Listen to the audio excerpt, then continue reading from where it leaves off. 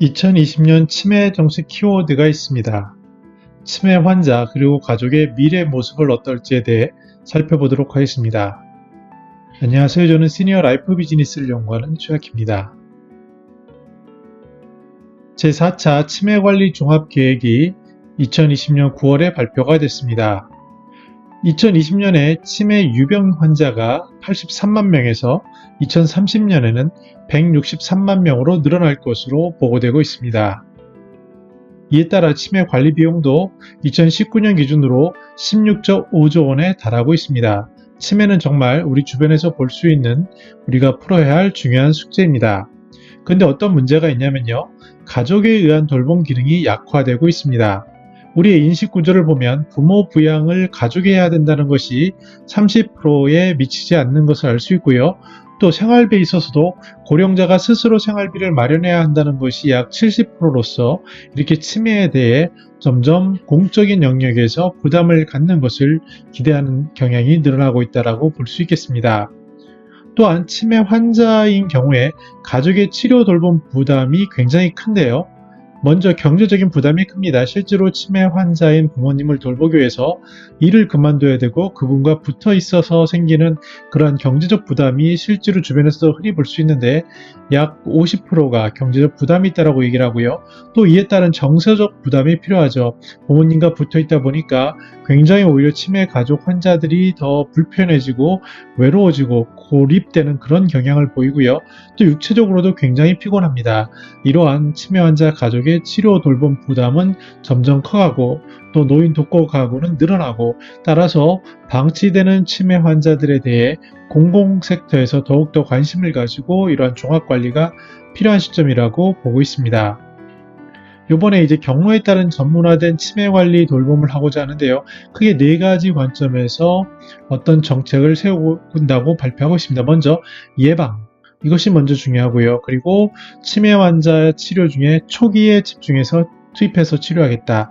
그리고 지역사회의 관리 역량을 강화하겠다. 그리고 치매 환자 가족을 도와주겠다라는 큰 4가지 수급자 관점에 관심이 있습니다. 이 중에서 몇 가지 중요한 것들을 보면요.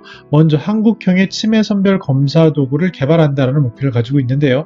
이번에 코로나에서도 우리가 어떠한 선제적으로 검사하는 도구를 발견한 것이 치매에도 똑같은 적용으로 먼저 예측할 수 있으면 초기에 집중하면은 그때 더욱더 치료할 수 있는 가능성도 높아진다라고 보고 있습니다. 따라서 치매를 조기에 발견 검진하기 위해서 다양한 협력 체계를 구축하는 것까지 중심에 두고 있고요.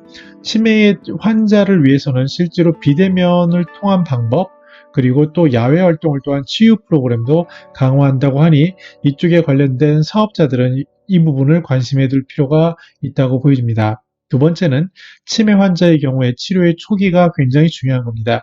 빨리 알면은 그 치매율을 유지하거나 조금 더디게 하거나 또 그 사이에 기술의 발전로 치매를 고칠 수 있는 가능성도 높아질 수 있는데요.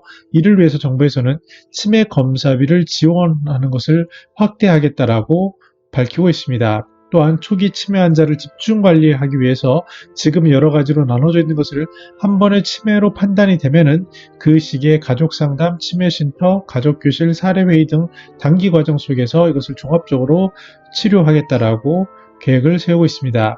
또한 지역사회의 관리 역량을 강화하는 것도 강조하고 있는데요. 아무래도 환자 수가 늘어나기 때문에 방문 요양이나 방문 간호, 특히 이제 주야간보 이런 것을 혼합할 수 있게 사업의 그 통합성을 유지하는 것을 모색한다고 하고요. 무엇보다 사람이 굉장히 필요한데 노인 일자리를 통해서 노노케어라고 하죠. 그분들의 활동을 통해서 돌봄을 제공함으로써 지역사회의 관리 역량을 강화하는 것도 모색하겠다라고 밝히고 있습니다. 치매 환자의 부담을 경감시키기 위해서는 치매 치료 관리비 지원 대상을 지금 중간소득의 약 120% 이하에 적용하는 것을 140%까지 낮춰서 그 확대 혜택을 받는 범위를 넓히는 것을 고려하고 있다고 합니다. 치매 관련이 있거나 또 치매 비즈니스에 연관된 분들은 이 숫자를 좀 보실 필요가 있는데요. 치매 어르신의 2025년 기준으로 107만 명의 구성을 보면 경증이 약 63만 명, 중증이 28만 명, 또 거기에 대해서 중등도가 28만 명, 중증이 16만 명으로 구성이 됩니다. 이에 따라서 여러 기관들이 붙게 되는데 재가나 시설 부분도 2019년 34만 명 수준에서 61만 명 수준으로 늘어나고요. 이 늘어난 부분은 아무래도 그 새로 생기는 그런 기관들이나 공적 영역에서도 일부 감당할 것으로 추정해 봅니다. 그 다음에 이제 눈에 띄는 부분들은 이런 것들이 있는데요. 먼저 치매에 대한 종합정보 DB망을 구축하겠다라는 겁니다. 그래서 치매 이력이라든지 치매 관리를 통해서 좀 더 체계적으로 하겠다는 거고요. 기존에 있는 치매 뇌조직 은행도 조금 더 뇌실화를 통해서 연구에 박차를 가하겠다라는 그런 계획까지 포함하고 있습니다.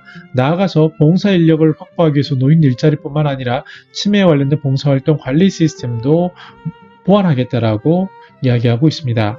정리해 보겠습니다. 굉장히 복합적이고 천밀하게 되어 있는 것 같은데요. 먼저 첫 번째 특징을 말씀드리면 예방하고 초기 집중하겠다라는 정책적인 그 선택이 보여집니다.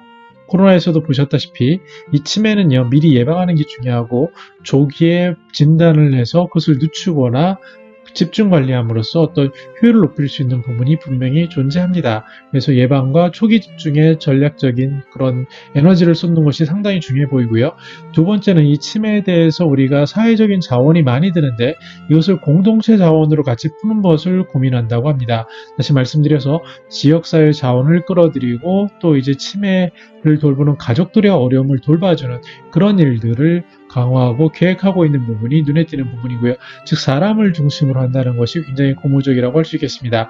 나아가서 치매가 이제 원인 유형이 크게 세 가지가 있고요. 그 유형별로 어떻게 선제적으로 대응할지 또 이러한 과학이 발달함에 따라서 이것을 기술적으로 하고 그 기술로 해결하기 전에 데이터로 분석을 하는 아까 보신 뇌 은행 같은 거를 통해서 말이죠. 그리고 데이터 관리를 통해서 어떠한 유형, 유발률이 높은 사람들에 대한 선제적인 대응 이런 것들을 할 수 있는 소위 4차 산업혁명 기술을 활용을 해서 우리가 치매에 있어서도 굉장한 글로벌 리더십을 가질 수 있지 않을까라고 생각해 봅니다. 네, 나라에서 이렇게 사람들이 치매와 같이 어려운 과제를 특히 이제 노인들은 혼자 살 수 있는 가능성도 높아지고요. 또 재무적인 부담도 커질 수 있고요. 만약에 치매 환자가 되면 굉장히 어려움에 겪게 됩니다. 또 그 가족이 겪게 될 경제적인, 정서적인, 육체적인 고통은 이루 말할 바가 아닙니다. 이것을 사회적인 기존 시스템, 케어 시스템에 녹아들이게 하고요. 그걸 지역사회에서 담그고 또 4차 산업혁명 기술을 동원을 해서 글로벌 리더십을 가지게 하겠다라는 이러한 계획은 굉장히 웅장해 보입니다. 그리고 굉장히 촌밀해 보이는데요. 물론 사람이 하는 일이라 중간에 구멍이 생길 수 있지만 우리 시니어들 입장에서는 굉장히 나름 체계적으로 그리고 촌밀한 새로운 계획과 그것을 통한 치매 관리가 현실에서도 이상만이 아니라 현실 세계에서도 이루어질 수 있기를 바라봅니다. 저는 더 나은 시니어상 공동체를 연구합니다. 감사합니다.